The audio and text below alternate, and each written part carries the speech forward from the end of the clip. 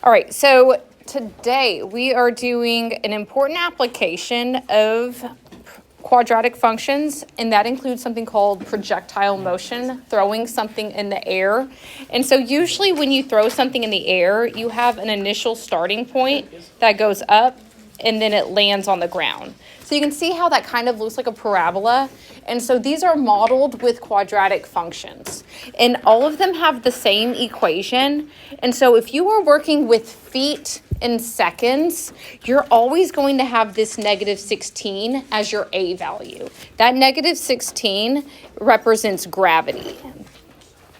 Okay, if you were working with meters, that would be like a 4.9. In physics, you'll go back and forth between using the 16 and the 4.9. But for Algebra 1, we give you the equation, so this is just kind of like a preview to what you'll be doing in physics later. And so that -16t squared will always be there. The t represents time. Okay, and so sometimes we use x for that. So either t or x would represent your time. V naught. This V naught right here, that's your B value. That represents initial velocity. Initial velocity. That 0 in the subscript, they pronounce that naught. V naught. I think it's German. I'm not sure. I can't really see the board. Okay, and then this S naught is your initial position. Initial position or starting height, that's your C value. That's your y-intercept. Okay, so that makes sense to have that there. And so usually this is like your S naught value, and then V naught you won't really see. Okay, so the first part we're just gonna practice writing our equations. And so this first one says our initial velocity is 30 feet per second, and our initial position is 5 feet. Okay, and so that means my equation would be h of t equals, you're always going to have that -16t squared, and then plus, they told us our initial velocity was 30t, and then plus 5. Okay, for this next one, it says the initial velocity is 45 feet per second, and it's starting on the ground. The height for the ground is 0 feet. Okay, so that means our starting height is 0 feet. So when we write our equation, we would have h of t equals that -16t squared, and then plus 45t. Don't forget that second t. That's a common mistake. And then plus 0, which they're not going to write. Oh, so you just want to write? What? So if that was on the test or something, you just want to put the 0? Right, correct. Don't write it. Did, would you still get No, it would still be right, and you can even type it in your calculator and it won't be wrong. Okay, and so this next one, we have an initial velocity of 85 feet, and then our height is 75 feet, but don't stop reading there. It says below sea level. And so our initial initial height would actually be -75. Okay, and so when we write our equation, we would have the h of t equals -16t squared plus 85t, and then a minus 75 for our C value. Okay, the other important thing that I want to point out is notice each of these have an A value that's -16. A negative A value we know means your quadratic is upside down. Okay, which makes sense because if we're throwing something in the air, it's going to land on the ground. It's not going to start high and then go back up in the air again. Okay, and so a lot of people forget this negative, but then when they type it in the calculator and see a quadratic that's opening up, they realize their error. Okay, the other thing we want to kind of emphasize, I'm bad about this, is you always need to include units for your answer. That's a big thing for AP tests. So we're trying to train you early. Always include units for your final answer. And then if no value for the position is given, you assume it's starting on the ground. So you assume 0. All right, so for all of these, you could do these by hand. Bust out the quadratic formula, bust out the negative b over 2a, all the things you did on your non-calculator quiz. But that's not really what we're concerned about. We're just concerned, do you know what the question is asking? And then how can you use Desmos to get the answer? Okay, and so for all of these, we are going to use Desmos. You'll have Desmos on the STAR test. You'll have Desmos on our test. And so we just need to be able to write the equation. So a cannonball is fired from a platform that is 5 feet off the ground. That's my initial height. Okay, that's my C value. Okay, and then the initial velocity is 128 feet per second. So in your physics class, you would know you need to grab the negative 16 for your A value. And then you would plug in the 128 for your B value. And then for your C value, you would have the 5. I used y equals, but like if they're saying write a function, technically we should use like the h of t. But as far as Desmos goes, you can either type it as h of t, or you could type it as y equals negative 16x squared plus 128x plus 5. Sometimes that's easier because x and y are actually on the initial screen.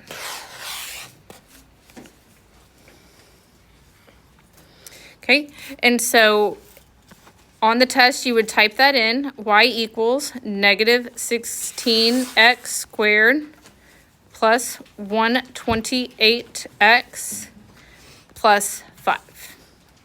Okay, and so something I want to point out is that when you type these into the calculator, you don't always get a great graph, and no one can help you adjust that on test day. Okay, and so I want to show you, you can kind of zoom in and out, but the easiest way, especially if you're on a computer that's not touchscreen, on Chromebooks, you can touch the screen. But here you can press this little toolbox, that little tool, and then you can adjust the X's and you can adjust the Y's. Okay, and so looking at this, my X values, I don't really need anything less than 0. Less than 0 would be negative anyway. And so I'm going to put 0 as my lowest X value. And then for my highest X value, it doesn't look like it goes very far. So we could do maybe try 10 and go from there. So that looks a little bit better. We still can't see the vertex, but we can see the x-intercepts. So what I want you to do, like on a test or quiz, is to draw your picture and label your x-intercepts and your vertex. Okay, so here's the ground, the x-axis.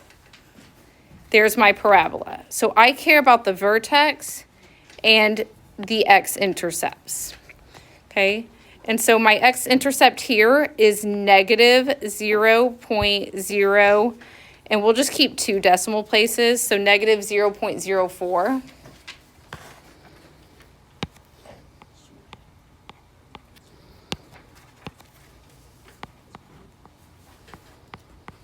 And then my other x-intercept is 8.04.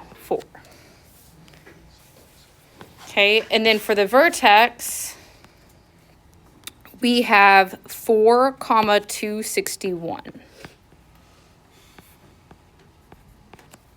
All right, and so we're going to be able to use this to answer most of these questions.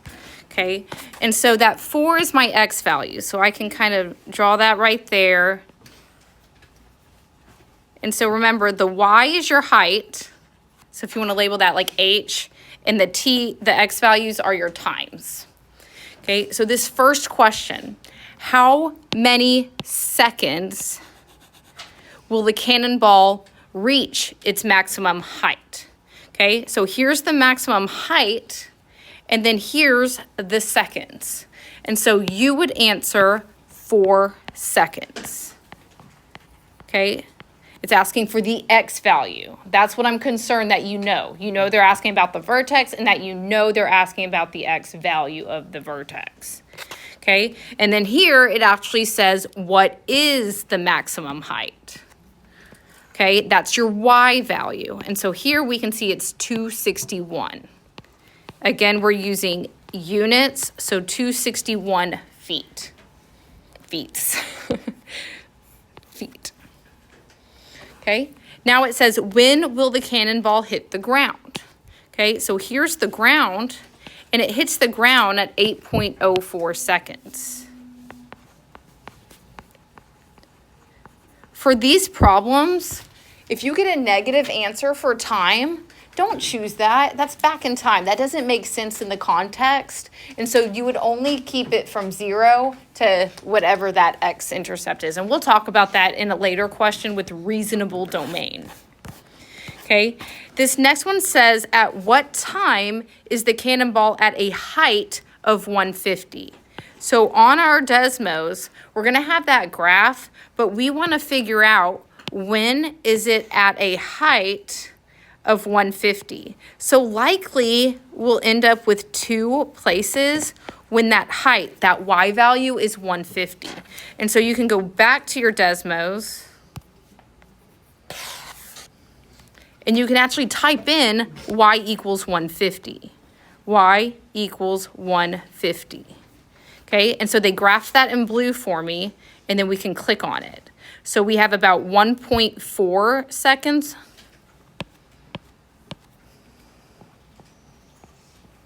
We'll keep 2 decimal places. I think that's typical. So 1.37. And then see that Y value is 150. And then my other Y value of 150 is 6.63 seconds. Okay, and so you would answer 1.37. At 1.37, that's when it first hits 150. And then it's above 150, and then as on its way back down, it hits the 150 mark again. So 2 answers. Okay, and this last question about reasonable domain and range, they love that question. Reasonable domain and range. Okay, and so remember, domain is your x's.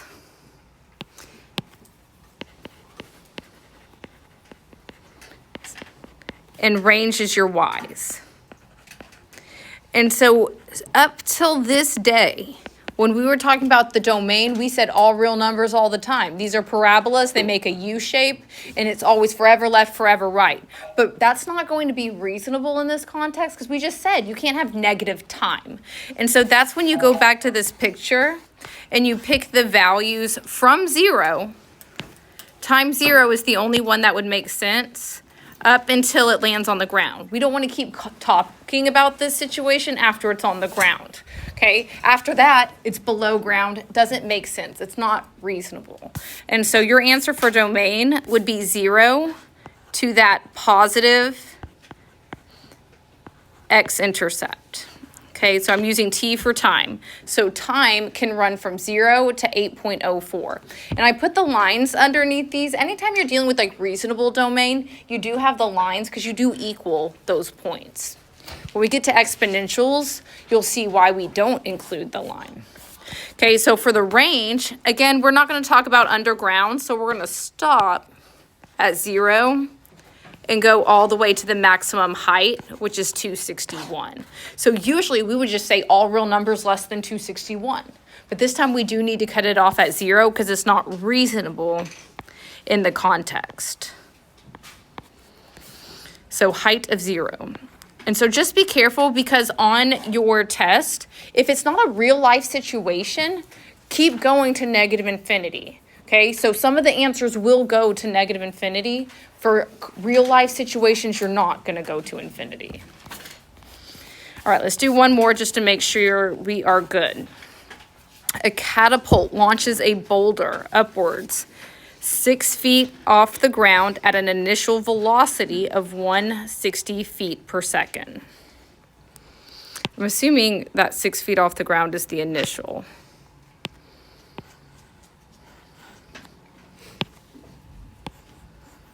Okay, and so our equation h of t equals negative 16t squared plus 160t plus 6. Okay, and so for Desmos, if you want to use y and x, just so you don't have to keep using the other keyboard.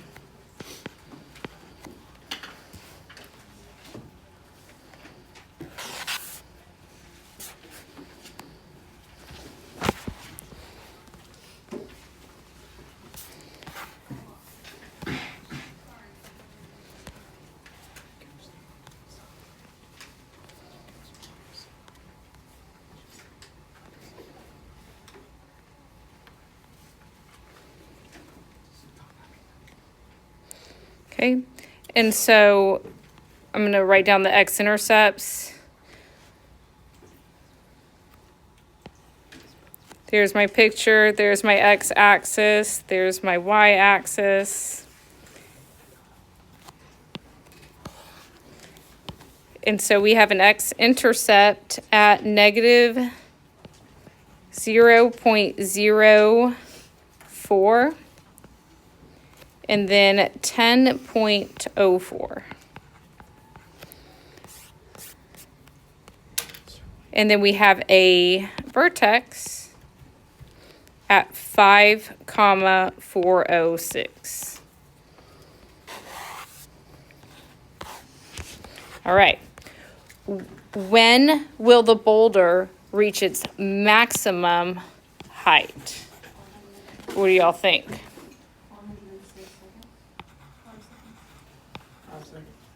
5 seconds. Okay, what is the maximum height? Very good, including units. All right, when will the boulder hit the ground? Good.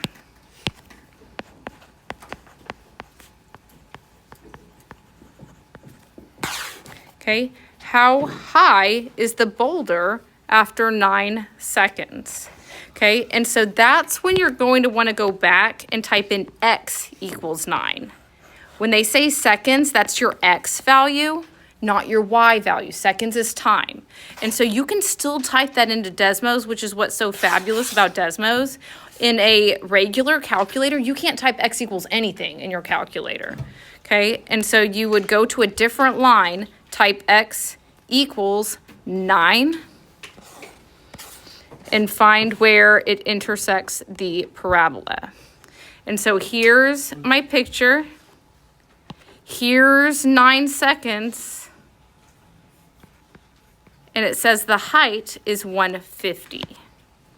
So 150 feet. Another thing you could do if you're not liking working with the graph and the intersection is you could go back to this equation and get a table for it. And then you could just type in 9 for the x value and see which y pops up with it if that's easier. That gear is how you get the table. Okay, for this next question, it says, when will the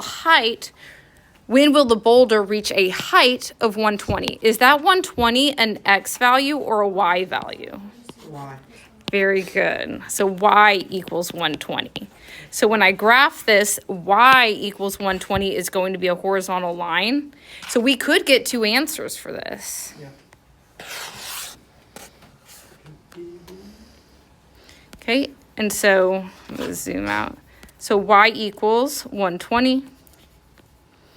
Got 2 answers. Make sure you're not clicking on that y-intercept. Okay, so it looks like we've got a point of 0.77 and then a later time at 9.23. Okay. And so 0.77 seconds and then 9.23 seconds. Okay, this one's kind of tricky. How long is the boulder higher than 300 feet? higher. Okay, and so we're still going to type in the y equals 300. We're still going to get a horizontal line with 2 times. And so let's do that first.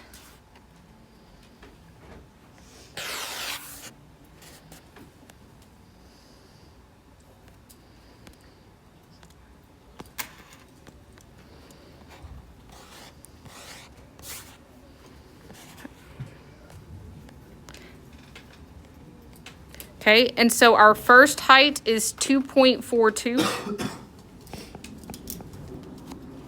Our second height is 7.57.